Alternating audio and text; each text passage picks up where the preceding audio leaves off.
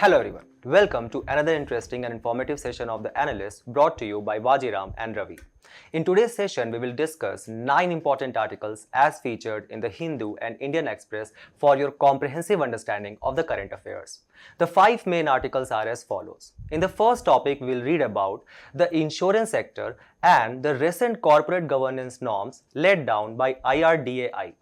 Then in the second topic, we will read about the various causes of flash drought and the solutions which can be implemented. Then in the third topic, we will try to understand that how the naming of cyclones is done.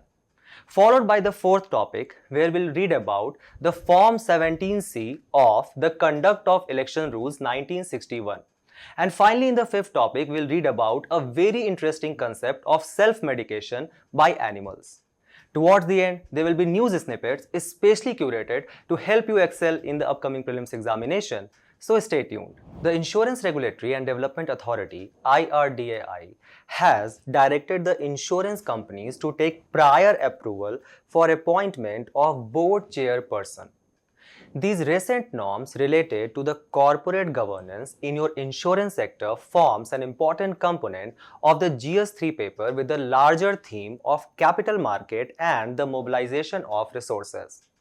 So let's first try to have a quick overlook about the insurance sector in our country. Keep this in mind that these insurance companies are one of the major contributors to the Indian capital market as they channelize a significant portion of their investment greater than 50% in the debt and equity market. This insurance sector was nationalized with the nationalization of Life Insurance Corporation back in year 1956, and the non-life insurance sector or the general insurance companies were nationalized back in 1972. Then after the LPG reforms of 1991, the Insurance Regulatory and Development Authority was created as a statutory body to regulate the insurance sector.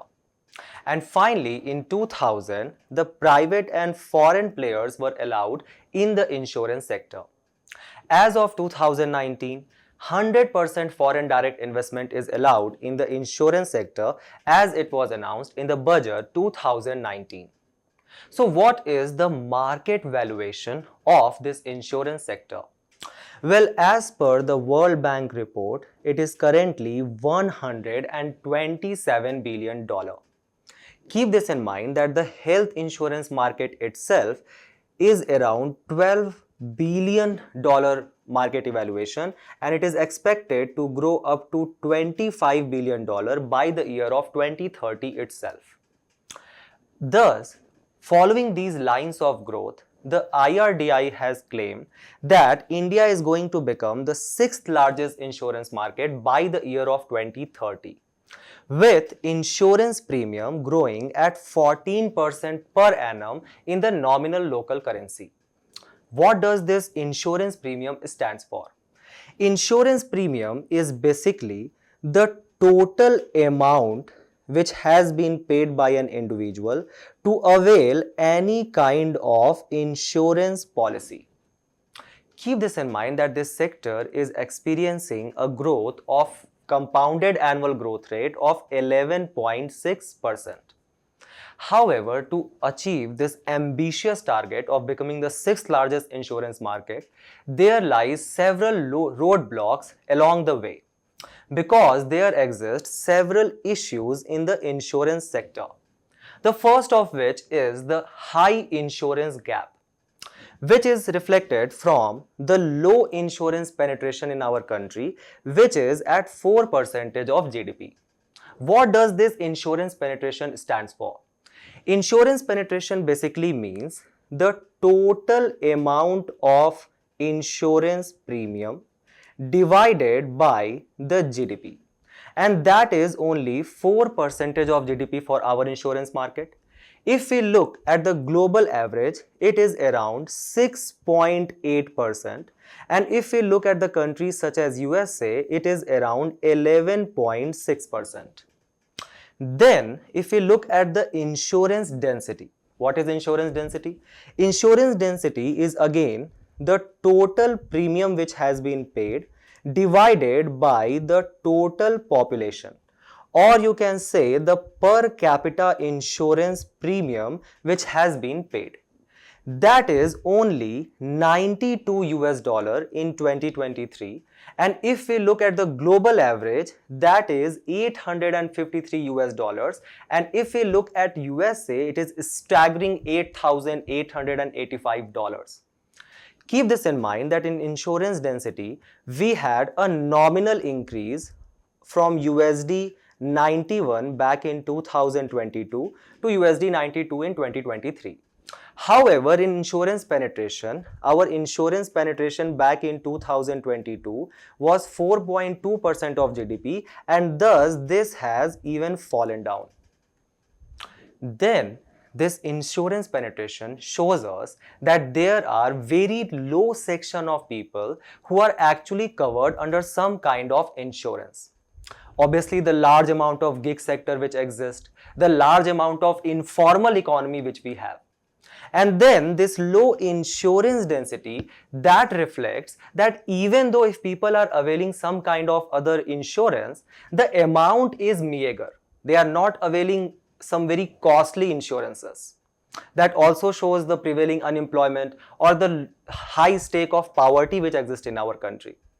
Then the second major issue is the heavily public sector domination. For example, if you look at this graph, it tells us that 62% of the market share is of the Life Insurance Corporation, which is a public sector unit, as from the data of 2022. And this heavy public sector domination actually creates a non-competitive market economy, and it prevents some kind of creation of new products because there is lack of competition. Then within this insurance sector, there is heavy domination of life insurance. So for example, the life insurance sector contributes to 76% of the total insurance sector. So the non-life sector contribution is only 1% of GDP, while the global average stands at 4% of GDP. Then this industry of insurance, it is not catering to the demand of Industry 4.0. So for example, if you look at the specialized products which are related to the new demands or new challenges which are being created, such as climate change induced catastrophe or some loss which has been occurred due to the cybercrime, then such products which are catering to these new challenges of Industry 4.0, they are in the nascent stage of development. Then there exists the major issue of rural-urban divide. So even in 2024, more than 65% of the population of our country, that is more than 90 plus crore people, resides in the rural areas. But because of the various issues such as meager income, lack of awareness, the digital divide which exists in rural areas, because of all these contributing factors, there exists a large rural-urban divide, as only 8 to 10% of this 90 crore population is covered under some kind of insurance policy. Also, the article highlights the various challenges associated with the corporate governance in the insurance sector. The first is obviously the talent management. So when it comes to underwriting, risk or claim management, then this insurance sector is devoid of skilled professionals. The second thing is that it is unable to keep pace with the rapid digitalization which has taken place, especially after the LPG reforms of 1991. So these corporates, they are unable to adopt the new technologies, and even today such underwriting or claim management, all that is being done through manual channels, because of which it leads to delays and the higher cost of operation, and ultimately translates into lack of transparency and the poor customer experience. Then there has been rising complaints about the opaque claim management, where the underlying policy reviews, such as not disclosing the various clauses of the insurance policy, or some hidden clauses which are not disclosed to the larger public, all of that leads to various complaints, increase the public mistrust, leads to a lot of disputes among these insurance distributors or insurance companies and the customers, and ultimately the flooding of cases in the court. All this is hampering the aim of IRDAI, which aims to provide health insurance coverage to all Indians by the year of 2047, aligning it with the idea of Viksit Bharat. Thus, to counter these challenges, there has been several steps which has been taken by the Insurance Regulatory and Development Authority of India. The first of which that it has launched a Saral Bima Yojana, where it has provided various contours or standard guidelines which shall be mandatorily followed by the insurance companies. This Saral Bima Yojana also provides for a long-term life insurance with age bracket of up to 18 plus and the sum assured of rupees 5 to rupees 25 lakh. It also provides for several other benefits. For example, a standard pure life insurance plan, easy to understand terms and conditions, the multiple premium payout options. Then IRDAI has launched a Sugam platform which acts as a one-stop portal for the customers, the distributors, the insurers for effective price discovery mechanisms. And then there is Vistar. Vistar, which is basically a single insurance kind of coverage to cover multiple risks, such as your health risk, any risk related to accidental damages, property damages, various risk cover which can be provided to elderly. All that is brought under one umbrella bracket of Vistar. Then, to promote women entrepreneurs, especially in the remote areas of the country, and to create more awareness in the rural areas, the IRDAI has launched the Bima Vahak. Then, to further enhance the experience of the customer and further smoothline the claim settlement, the IRDAI is planning to link the data which is stored with the insurance companies with the digital health registries.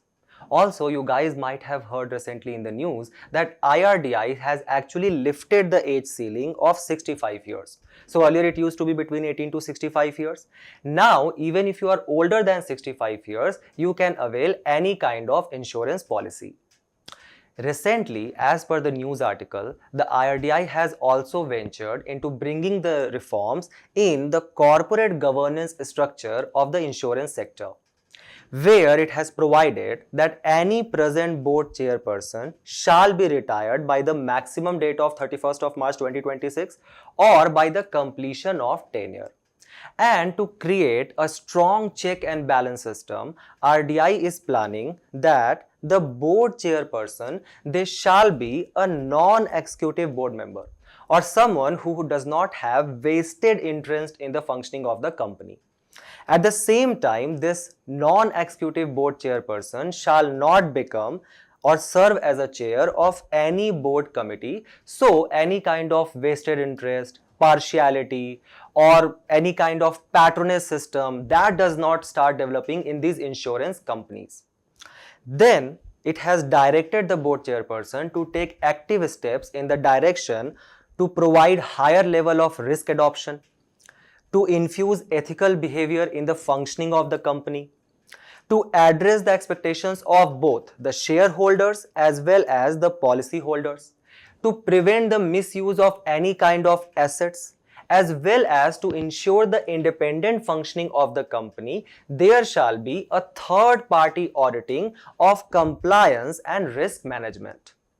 It also aims to establish an investment committee which will be chaired by a chief executive director, supported by two non-executive directors, a chief investment officer, financial officer, as well as risk officer for profound coverage of insurance business which is taking place along with the company. However, along with these steps, there are several other innovative steps which shall be taken. The first of that is that these insurance companies, they shall adopt a rural-centric approach on the lines of various government schemes such as Fasal Bima Yojana, Jeevan Jyoti Bima Yojana, etc. Then technological intervention shall be taken on the lines of modern days insured tech companies, where they are just integrating the artificial intelligence, the big data analytics to further smoothline the claim settlement, underwritings, risk management, all of that.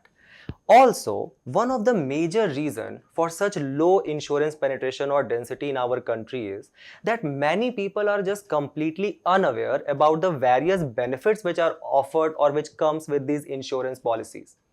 Thus, we can actually enroll the Anganwadi workers in the rural areas to do the social engineering where they make people aware about the various benefits related to insurance. Also, for example, nowadays, whenever we are using any kind of service, we are actually offered 2 or 3 attractive services linked to that service. For example, if you are doing the payments with Paytm, then Paytm offers us either a cashback or some discount coupons. So on the same lines, to make these insurance products attractive to the larger customer, we can provide with some value added services. For example, we can provide with free yoga membership along with your health cover. Also, the industry has been demanding for the reduction of 18% of GST which is charged on health and insurance premium. So that can be taken as well. All of these steps are actually imperative to ensure the ideals of Article 47, which directs the state to improve the condition of public health and for optimal utilization of human capital in our country. On the basis of this suggestion, try to solve this practice question and please comment your answers in the comment box. We move forward to the next news. The article highlights the growing issue of flash flood worldwide due to the climate change and the global warming, which is impacting not only the whole world but also significantly hampering India's economy. So this flash drought forms an important component of your GS3 paper under the larger theme of climate change and its adverse impact.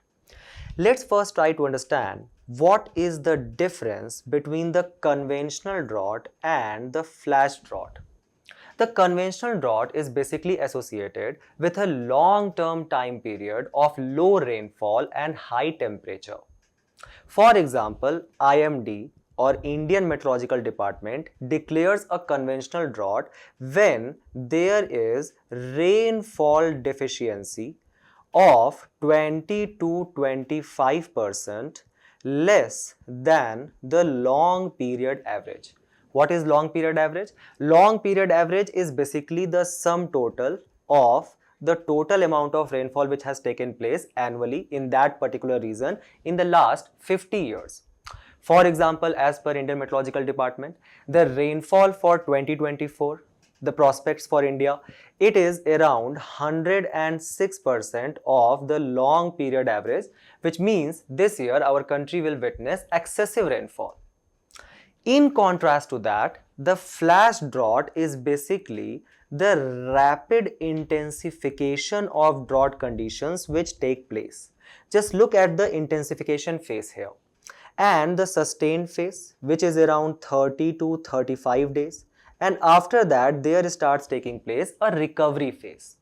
And why does such high intensification of drought condition take place? That is because of several factors. The first is obviously the prevalence of high temperature. So for example, because of global warming, we are witnessing severe heat waves. The temperature has gone as up to 47 degrees Celsius in Delhi recently. Also, along with that, there take place a low precipitation.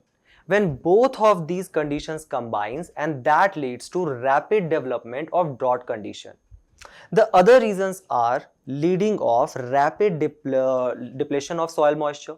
So for example, if the rainfall average is declining over a region over a period of time, so it is obvious that there exists a precondition where the soil is already deprived of moisture.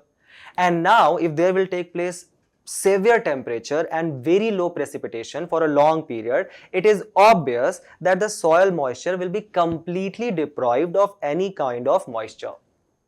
Then the land degradation and deforestation which has taken place, that has also caused the further increasing of these flash drought events. Why? because these trees, they act as a major contribution of evaporation which take place through this process of evapotranspiration. So for example, let's imagine that there is a plant here and this plant has got roots, and there exists the underground water table which has seeped in because of the rainfall which has occurred. Now, following the water cycle, there exists a xylem tissue in the plant which takes this water from the roots up to the leaves of the plant, and from those leaves, from the stomata of the leaves, that evaporation take place which is called as evapotranspiration. Thus, even the water which exists at the underground, it comes till the ground level because of these trees and plants, further intensifying the rainfall. However, if there is a complete absence of trees in the region, it is obvious that this underground water, it will be completely reluctant to any kind of sunlight, and thus there will be no evaporation of this underground water table will take place. Also, because there is absence of root, so it is obvious that this underground water table will not come up, right? The roots will not take them up. So because of all these reasons of land degradation and deforestation, there is further intensification of flash drought which is taking place, and that is because of the low rate of evapotranspiration. Then there are several atmospheric anomalies which we associate with the changing global weather. For example, there is flash intensification of heat which take place. There is formation of heat domes, or for example, there is now more frequent breaks which are taking place in the monsoon. So because of that, the region is deprived of enough precipitation, ultimately leading to the formation of the condition for flash drought. And the intensification of El Nino events, which is basically the warming of the central equatorial Pacific region, because of which the trade winds which blow, they will get weakened down, and as the trade winds will weaken, the monsoon will weaken in our country, correct? So because of all these reasons, the flash drought occurs. Now there are several types of droughts which we need to understand specifically for the prelims purpose. The first is the meteorological drought, which is basically refers to an extended period of the dry weather patterns, and thus we can say that it is basically a conventional drought. The second is your hydrological drought. Hydrological drought refers to the low water supply in our rivers, lake and aquifers. So it is obvious that if there is existence of meteorological drought for a prolonged period, that will ultimately translate into a hydrological drought, right? When the rivers will start getting dry, the lakes will dry, the wetlands will dry, and thus there will take place a crisis of water in a particular region. Then there is agricultural drought. Agricultural drought is at that point of time when the water table has declined up to such a level that now the crops are not able to sustain themselves. That is when the water shortage significantly damages the agricultural crops. The fourth types of drought is your ecological drought, which is basically the drought which refers to the widespread ecological damage which is caused by the lack of soil moisture. And finally, there is your socio-economic drought, which refers to a time period when water shortage has led to up to that level where it starts creating the water supply in the region, and thus the products which are associated with this water, their demand will start increasing. Thus obviously the inflation will increase, the whole economy will be disrupted, and that is called as socio-economic drought. Remember these 5 types of drought?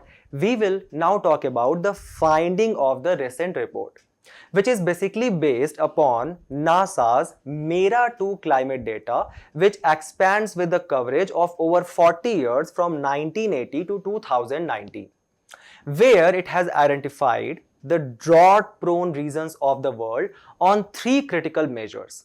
The first is the speed of onset of such flash drought, the duration of its stay. For example, we were discussing that how the sustainable period of this flash drought is around 35 to 40 days. But as per the report, this duration of stay is further intensifying with the increase in the temperature, right? For example, as per the Intergovernmental Panel on Climate Change, the global temperature has increased 1.2 degrees Celsius from the pre-industrial levels or from 1850s. So with this rising temperature, the duration of stay of this flash drought is also increasing. Then the geographical extent of this flash droughts. So on the basis of these three critical measures, it has identified several hotspots. One of them is South America, and especially in South America, it is the southern region of Brazil, which you guys can see on the screen here, that also contains the part of the Amazon rainforest. The second in Africa is countries especially in the southern belt of Africa, such as Congo, Angola, Zambia, Zimbabwe, South Africa and Madagascar. And the savanna grasslands of Africa here as well are one of the critical hotspots. So there are various grasslands in the world such as steppes, which are of the mid latitudes. In the tropical regions, the grasslands which we find are savannas. As per the report, there is a very surprising condition where the Central Asian region has actually become an exception, where this flash drought is actually shrinking in this particular region, especially in the region of Himalayas, Karakoram, your Hindu Kush mountains. And what is the reason of shrinking of flash drought in this region? As per the report, because the snow is melting, so the global warming is taking place equally in the Central Asian region as well, in this mountain chain. So the snow is melting, that is leading to excess of water supply in this particular region. And because of that, there is enough moisture which is available for precipitation. So basically, the rainfall has replaced the snowfall in the region. And because of that, instead of flash drought, there is flash flood which is taking place in this region. An example of that can be your Chamoli disaster. But again, this flash drought is going to sustain for some few years down the line. After that, it can create major problems associated with drought, and those are, first of all, it will lead to increase in the farmers' distress. For example, with the less water supply, it is obvious that the farmers will have less water to grow their crops. There will also be the loss of livestock which can take place. So the farmers' distress will increase. Then various industries are associated with this agriculture production. That agriculture production will significantly decline. So our dependence on import, that is going to increase for sure. At the same time, all these industries which are associated with agriculture, they will face decline in the export. Because of this cumulative factor, our balance of trade will suffer, and that can lead to negative balance of payment.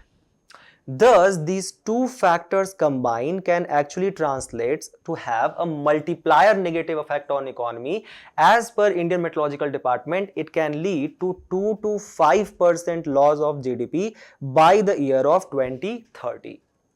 And it is obvious that the government will have to intervene to help these farmers, to help these sectors, which will further widen our fiscal deficit. And thus the target which we have set to come down to 4.5% of fiscal deficit by 2025, that can significantly compromise. If we look at the table here, we will find out that a big percentage of flash drought has taken place already in our country between 1951 to 2018. And there are several regions which are impacted by this. For example, 40% of the Himalayan region, 75% of the northeast, your 42% of the peninsular region, and 100% region of the northwest. Then you guys can also read about the 4 worst flash droughts which has taken place in our country and their significant impact on our economy. All of this can attribute to the water scarcity in the region, which can not only dampen the human capital, but it can also increase the water sharing dispute. For example, there is already an existing Kaveri water dispute which is taking place between Tamil Nadu and Karnataka. Now imagine that if a flash drought takes place at the same time in Karnataka and Tamil Nadu, both of them will now start demanding for more water associated with the Kaveri river. Thus, the social tension can also increase. At the same time, it can further lead to the intensification of deforestation, desertification and the wildfires such as one which has taken place recently in the Uttarakhand region, and that can lead to a huge biodiversity loss for our country. Thus, to prevent all of this, there are certain suggestive measures which can be implemented. First of that is that we need to create a strong early warning system such as flash drought stress index to early assess such drought which is about to take place, and for that purpose we can actually start measuring the soil moisture measuring system or SMS.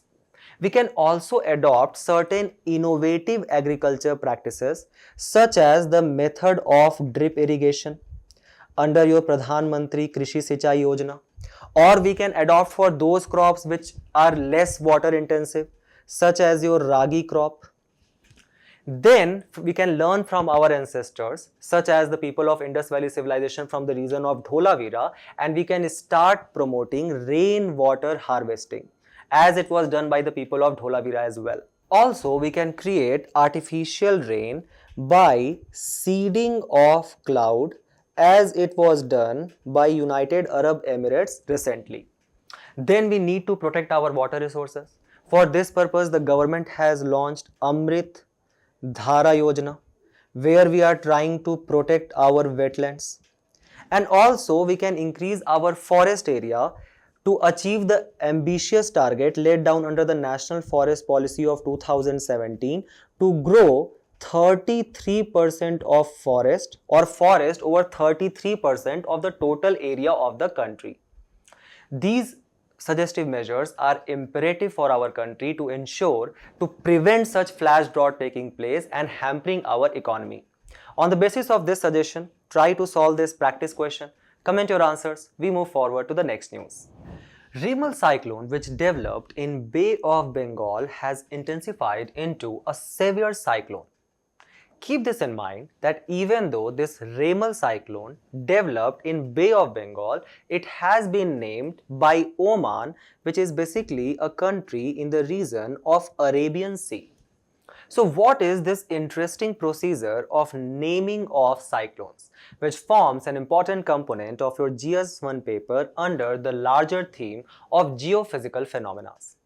To have a brief overlook about cyclones, cyclones are basically the region of rapid inward circulation of air around a low pressure area, which is majorly associated with violent storms and bad weather.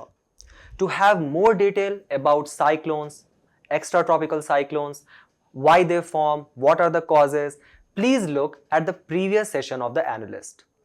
Moving forward, we will talk about the evolution of the process of this naming. So, World Meteorological Organization, which is a specialized UN agency, and currently it has 187 members with its headquarters at Geneva, Switzerland, was established in 1950.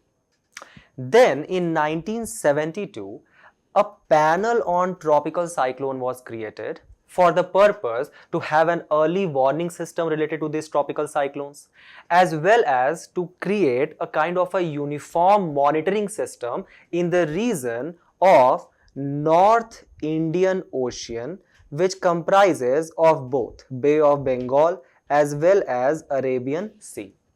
The original 8 members of this panel on tropical cyclones were Bangladesh, Sri Lanka, Oman, Thailand, India obviously, Maldives, Myanmar and Pakistan. In 2018, 5 further members were added, being Iran, Qatar, Saudi Arabia, United Arab Emirates and Yemen. In 27th session, which took place in 2000 of this panel on tropical cyclone, which took place in Muscat, Oman, it was decided to assign names to these tropical cyclones. And then these countries, they prepared their list of the names for these cyclones and they started naming it from the year of 2004. From 2020, these 13 countries have submitted a list of 13 names, and thus now these cyclones are being named in chronological manner from the list of these 169 names. So now, what is the guideline for naming of this cyclone? We know that these cyclones are known from different names in different regions. For example, they are called in hurricane in the Pacific Ocean, hurricanes in Atlantic, tropical cyclone in the region of Indian Ocean. They are called as typhoon in your West Pacific Ocean.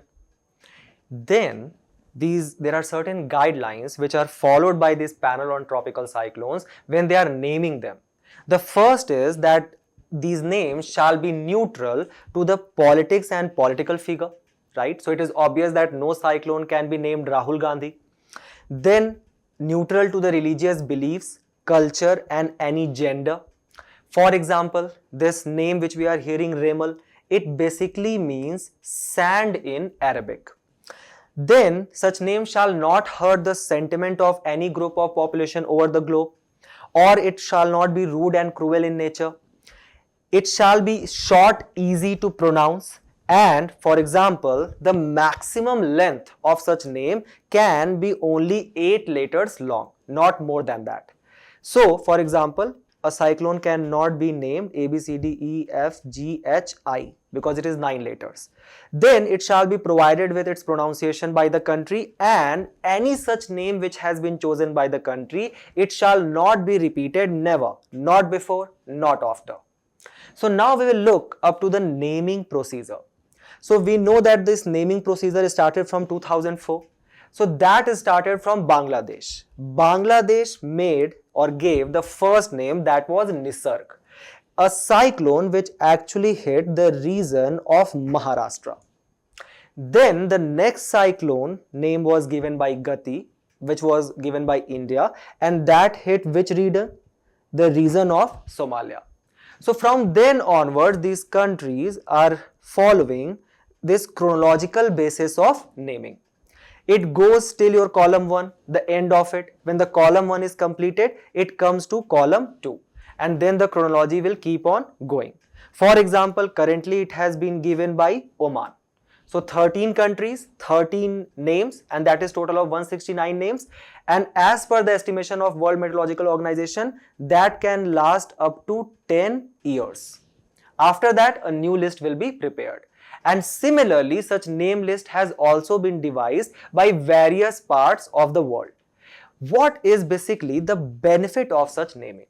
The first is obviously that an easy identification can be done. So for example, if the name was, let's say the name of Elon Musk's child, something like XE1356. So it is obvious that the pronunciation of that would have been difficult, and the larger dissemination of such name in the larger public would also have been difficult. That is why such easy names are chosen, which can be easily pronounced and learned by the larger public, thus availing easy identification and increasing the awareness among the larger populace. Also, if we imagine the coastal areas of Odisha, just imagine the fishermen who are struck in the region of Bay of Bengal when this cyclone is approaching. So obviously, if there is such name such as Rainal, it is going to be very easy for them to pronounce and learn. Also, it aids the scientific community, the media and the disaster management bodies to form a better coordination over such easy names. And the last reason is that it leads to the rapid dissemination of warning. Keep these important facts in your mind. We move forward to the next news.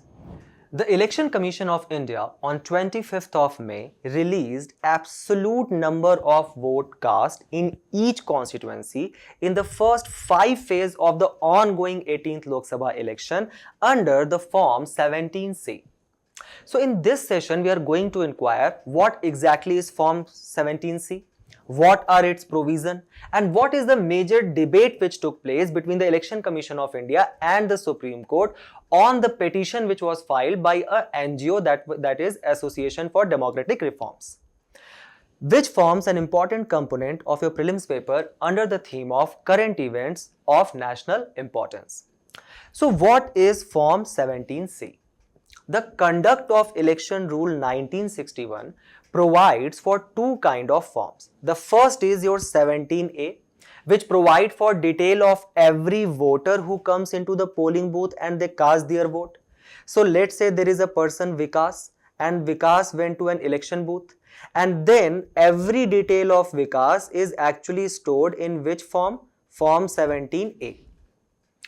Then there were several other voters related to Vikas, such as Richa, Bijit, all of that.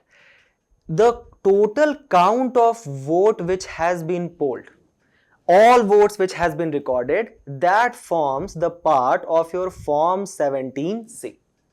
Then there exists the rule 49S2. 49S2 says that, let's say there is a presiding officer which is me.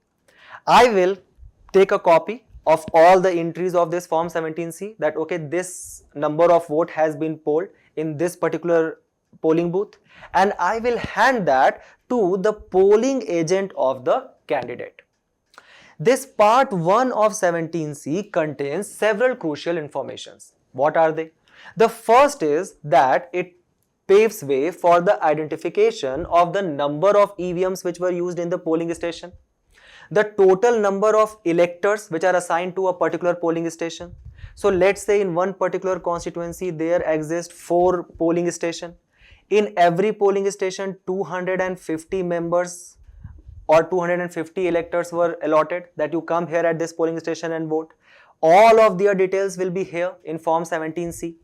Then the total number of vote as it was entered in the register for voters.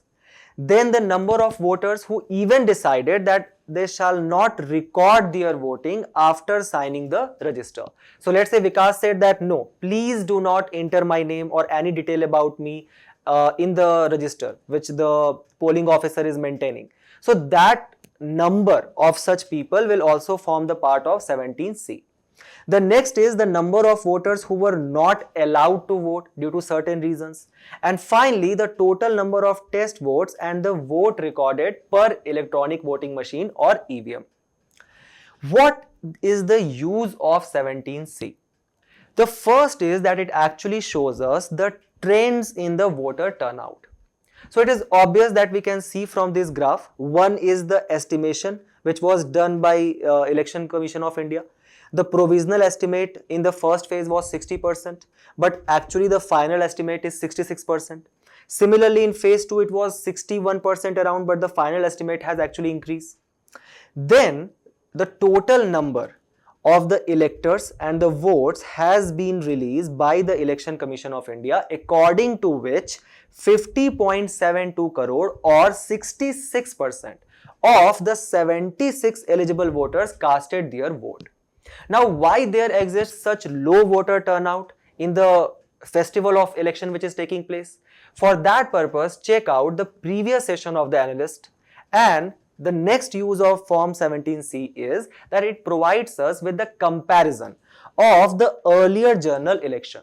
So we can actually keep the data of 17th Lok Sabha election and 18th Lok Sabha election, and we can do the comparison region wise, state wise. We can actually analyze that in which particular constituency the voter turnout has actually increased. What can be the possible reason for that?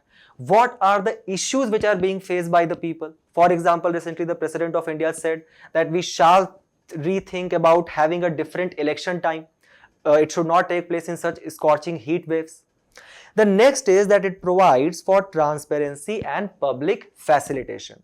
So the people who are voting, they exactly knows that okay, this many number of people came, this many number of people voted. And finally, it can actually provide with the verification of the result, where the polling agents of the candidate, they can actually match the 17C data which was provided to them by the presiding officer and with the EVM count which has been released after the counting is done on 4th of June. But there has been an ongoing debate over the Election Commission of India's role, where as per the NGO, Association for Democratic Reforms, it said that there was no disclosure of absolute number by ECI, obviously before 25th of May, polled in any constituency. Rather than that, ECI actually chose to only publish those percentage, that this much voting percentage has been done. And there were also significant delays in releasing such voting percentage.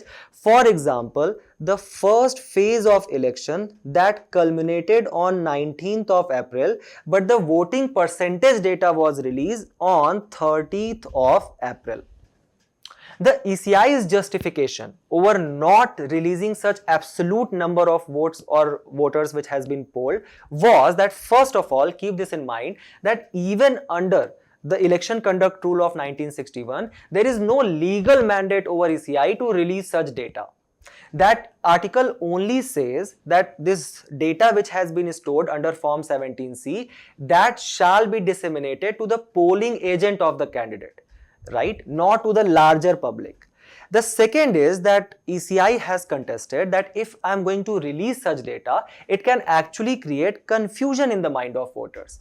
Why? Because one is, there is actual vote which has been polled in that one particular constituency, but also there can be system of postal ballot for some special people. For example, if there is some army man who is serving or saving our country at the border, so that person can do postal ballot system. So even though if people will look at that there were only 200 people in that one particular constituency, the final number of vote can actually increase. So that can create confusion in the mind of the people. Also, when the Election Commission of India is going to release such image digitally, that image can actually be morphed because of the misuse of technology, right? Artificial intelligence, several editing tools, and that can actually disseminate it to the larger audience by the use of social media. And because of this issue, it can actually create mistrust among the public over the role of Election Commission of India. These debates and these claims which were made by Election Commission of India, it was actually adhered by the Supreme Court. Also, where Supreme Court cited its limitation under Article 329B. What is 329B? 329B specifically bars the court from intervening in any dispute related to the electoral process, keep this in mind, during the active phase of an election. And why this is done? To prevent any potential delays or disruption. That is why Supreme Court of India, it actually refused to direct Election Commission of India to release such absolute number of votes polled data, even though Election Commission of India released it yesterday. So keep this Form 17C and Election Conduct Rules 1961 very dear to you for the prelims examination. We move forward to the next news. The article highlights the use of natural ointments to treat ailments by various animals, thus showcasing the sign of inherited knowledge. These animal pharmacies or self-medication practices by animals forms an important component of your prelims under the larger theme of flora and fauna. For a second, just imagine yourself at the position of Julian Koepke, a lady who in 1972 actually survived a plane crash and fell into the Amazon rainforest, where she had to venture for 11 days before she was rescued. So when you are wandering into this jungle, it is obvious that you cannot just call a doctor, you cannot use telemedicine. You will actually have to rely over the natural resources such as insects, leaves, the soil, the roots, all of that to utilize and actually cure your wounds. This is exactly the practice which is actually adopted by several animals, and this practice is called as zoopharmacognosy. The recent example of which was seen from the Sumatra Islands of Indonesia, where an orangutan actually chewed the leaves of wine which are considered to be antioxidant, antibacterial, and also cure several kind of diseases. So he actually chewed the leaves of the vines and applied the paste to the open facial wound. Another such example is of chimpanzees, who actually roll out the leaves of aspilla make it a chewing gum and chew them, where they actually help to cure the nematode parasites which develop in the intestine of such chimpanzees. And this process is actually called as deworming, which is majorly seen during the rainy season. Then there are tamarins, or the smaller primates, who actually eats the fruit with the large seeds to treat the parasites in intestine, just like these chimpanzees. Also, if we talk about the brown bears, they are known for taking laxatives before the hibernation, and they also apply the paste of osha leaves as the insect repellent on their skin. Another such example, interesting, is of African elephants, who actually eats the leaves of a borage or star flower plant. And there is a myth among the Kenyan tribes that it helps them in inducing labor. That is why this same practice was also followed by the Kenyan women when they are pregnant. The second is of Indian wild boars, which eats the roots of pigweeds and it acts as a vermicide. The next is of the parrots. A common practice among parrots, elephants, chimpanzees, a whole lot of these animals is to actually eat this kaolin. The kaolin is basically a clayish material, and it is believed that it acts as an antacid to neutralize the parasites and tapeworms. Also, these house sparrows, they eat the leaves of neems and krishnachura, and this has been specifically observed that when there has been the rise in the cases or the outbreak of malaria, these sparrows, they start chewing these leaves to prevent them from mosquitoes. Now it is obvious that most of these practices are not scientifically proven. But we as a humans, the most intelligent species, who are we to judge? Because there are several myths, such as, for example, the bones of tiger. They are heavily sought for their medicinal properties. The scale of pangolins is actually considered to increase the fertility among the women. And because of such unscientific, untested myths, we have actually led to the large-scale destruction of various wildlife habitats and the loss of various wildlife species. So we need to be very careful when it comes to such use of medicinal properties, especially related to various animals. And with this, we move forward to the next segment, where we are going to cover some important news specifically for the prelims purpose, where it can help you to eliminate some important statements. And we will start with the mindfulness city. The mindfulness city, which is being developed in the Gyelephu region of Bhutan. A city with sustainable and nature-oriented solutions. A city which is actually going to be the carbon negative city. Also keep this in mind that the world's first carbon negative country is also Bhutan. What do we mean by carbon negative? That this particular city of Gyelephu, it will actually absorb more carbon dioxide than it will actually emit.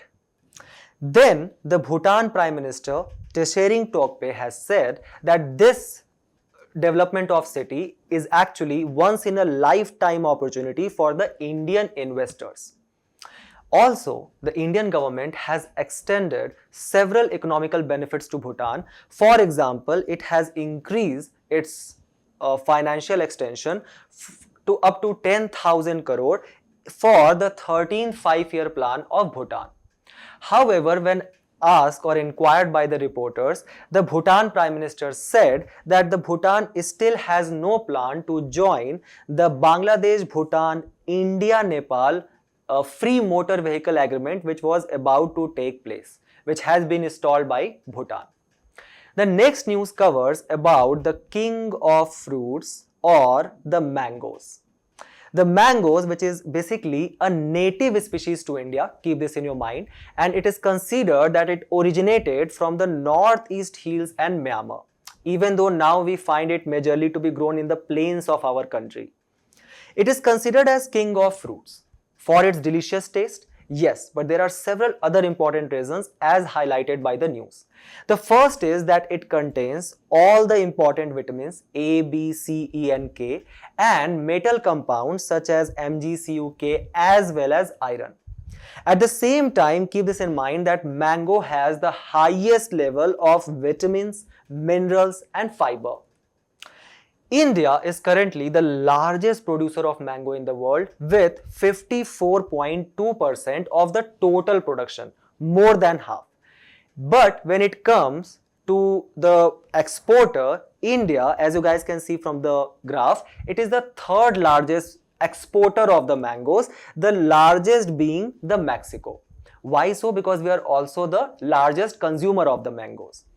In India, the state with the highest mango production is Uttar Pradesh, followed by Andhra Pradesh, and the third is Karnataka. Also, there are certain top varieties which has been given GI tags to the mangoes. So, we are covering that as well.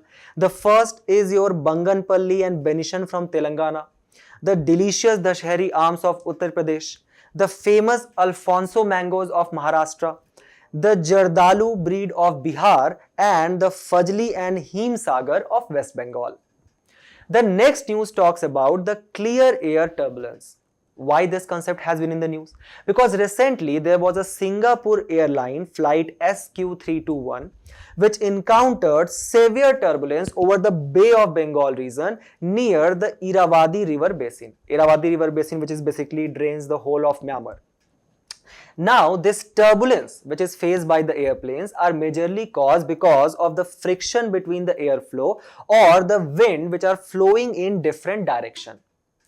Another major cause is of the clear air turbulence. What is clear air turbulence?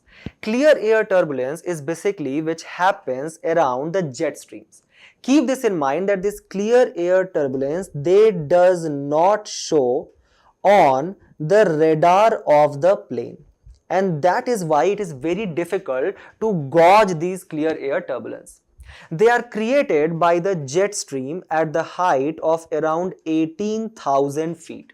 What are jet streams? Jet streams are basically geostrophic winds which blow majorly in the region of tropopause, like higher region of troposphere, and it is caused majorly by the mixture of two different kinds of air temperature.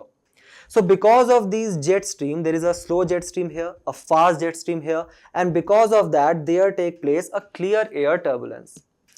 Now, another reason for that is that these planes, they can be inside or around the high level clouds which are also very intensified with the moisture. So the lightning and all is taking place, and that is your cumulonimbus clouds. Keep this concept of clear air turbulence in your mind. We move forward to the last news of the day, where we are going to talk about the Grand Prix. And why? Because very recently, for the first time, an Indian film, that is All We Imagine as Light, which talks about the two nurses of Kerala, it has won the Grand Prix award at the 77th Cannes Film Festival, which is taking place in France. This Grand Prix award is actually the second most coveted prize after the Palme d'Or at the Cannes. So the question arises that has any Indian movie ever won this coveted Palme d'Or? The answer is yes, and that movie name is Neecha Nagar, the only Indian movie to win the Palme d'Or. And now All We Imagine as Light have become the first Indian movie to win the Grand Prix award. This Cannes festival, which is being conducted in France since 1946. So keep this movie very specifically in your mind. And with this, we have reached to the end of our discussion today. Do not forget to attempt the questions at the end of the video and test your knowledge. We will meet in a very interesting discussion very soon. Till then, all the very best for your preparation.